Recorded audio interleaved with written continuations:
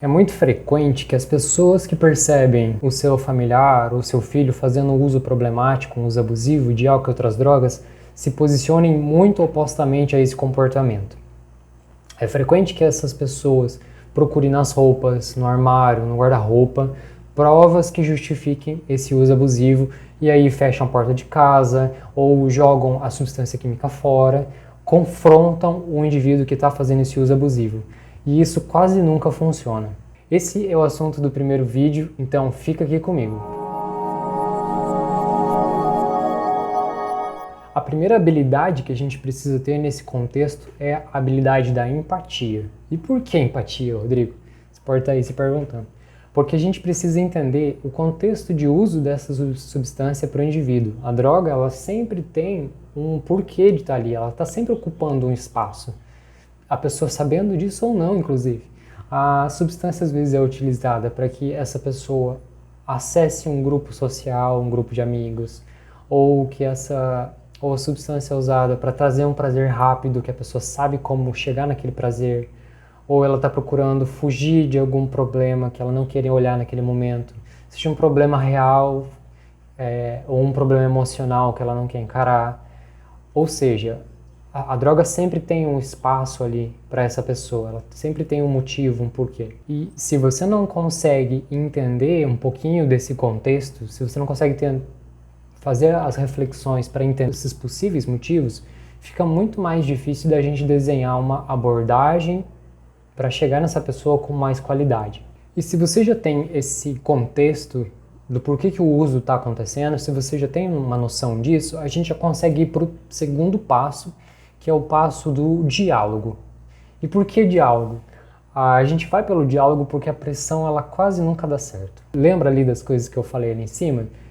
Do familiar que joga os restos de substância química, que fica apontando o dedo? Isso não costuma ser muito eficaz nesse tipo de situação. E isso não costuma dar resultado porque uma das atitudes que a gente tem enquanto seres humanos quando alguém está nos acusando de alguma coisa é a autoproteção, é a negação. Isso é o instinto humano funcionando para proteger a gente. Então, a melhor postura é o diálogo. A gente precisa conseguir conversar com essa pessoa e entender um pouquinho mais de como ela está se sentindo. A gente precisa abrir espaço para que ela fale o que ela pensa sobre o consumo que ela faz. Será que ela concorda com o consumo dela o tempo todo? Será que ela está feliz com isso? O que será que ela entende que ela está ganhando com esse consumo? O que ela entende que ela está perdendo? A gente não pode supor que a pessoa está completamente de acordo com tudo que está acontecendo ali ou que ela gosta de tudo isso que está acontecendo.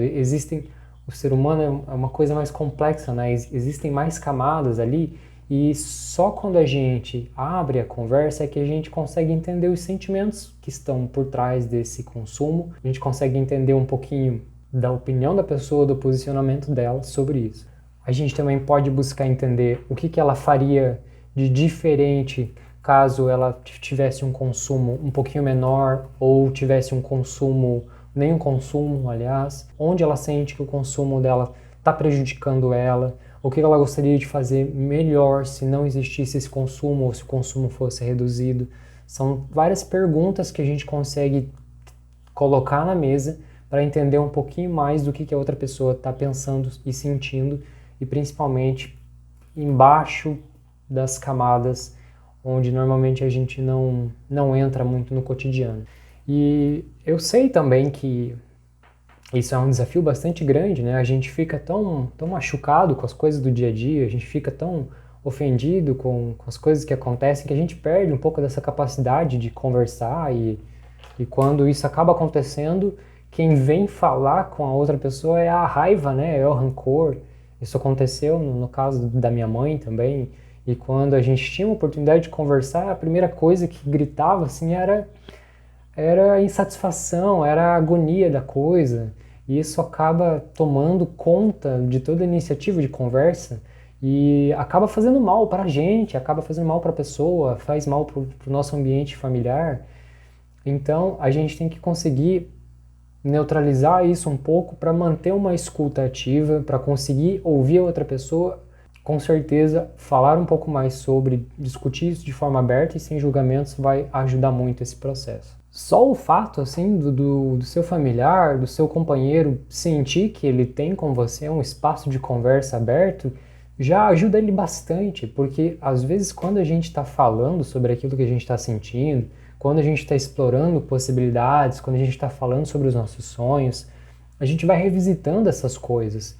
E é frequente também, é muito comum que quando a gente está fazendo com que a pessoa pense sobre aquilo, nas próximas vezes que ele precisar escolher sobre, ele tome decisões, escolhas diferentes, escolhas que ele tome escolhas melhores para vocês, porque vocês já conseguem conversar sobre aquilo, não é um assunto tabu. A partir daí, novas escolhas podem ser feitas. E nessas conversas, deixe claro também como você se sente quando ela faz esses episódios de consumo abusivo, de consumo problemático. Fale como você se sente. Deixe claro quais são seus medos, quais são seus anseios quando isso acontece. Deixe muito bem pontuado o seu limite para cada situação. E perceba que quando você fala isso, você deixa isso claro, explícito, você está se posicionando em relação a isso. Você está deixando isso bastante claro. Só que quando você coloca os seus limites, quando você deixa isso pontuado numa conversa, num diálogo, você não está armando a outra pessoa, ela não está precisando se defender. Então você consegue emplacar ali o seu posicionamento, deixar muito claro o que você gosta, o que você sente, quais sentimentos resultam em você quando acontecem os episódios de consumo abusivo.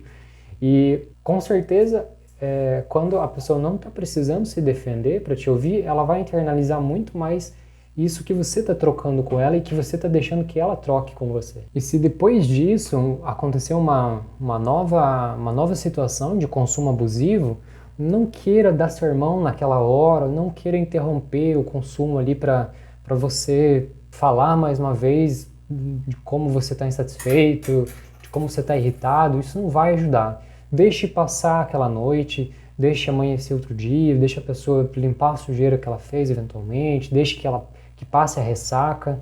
E quando surge uma nova oportunidade de conversa, onde você possa novamente conversar com essa pessoa, você deixa muito claro onde você está insatisfeito, por que aquilo que aconteceu é negativo para você, para os seus sentimentos. Deixe com que essa pessoa também fale um pouquinho sobre aquilo e dessa forma você consegue um novo acordo, um novo posicionamento entre vocês dois. Vocês têm um novo alinhamento sobre isso. E durante essas conversas você pode recuperar aquilo ali que a gente estava falando sobre o mapeamento do contexto da pessoa.